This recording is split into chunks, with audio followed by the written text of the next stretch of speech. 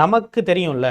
Okay, ஒரு விஷயத்தை பொறுத்த வரைக்கும் மற்றவங்கள்டெல்லாம் ஏமாற்றிடலாம். நான் வந்து இதை செஞ்சேன்ப்பா, அதனால இதை செய்யலை, இதனால் அதை செய்யலை, அப்படி இப்படின்னு காரணத்தை சொல்லி வந்து அந்த ரிசல்ட் வந்து ஏன் வரலைங்கிறதுக்கு ஒரு சிம்பத்தி கிரியேட் பண்ணி இல்லை எதையாவது ஒன்று பண்ணி அப்படிலாம் பண்ணிடலாம். ஆனால் நமக்கு தெரியும்ல, நாம் அந்த விஷயத்துக்காக வேலை பார்த்துருக்கோமா இல்லையாங்கிறது நமக்கு தெரியுமா தெரியாதா?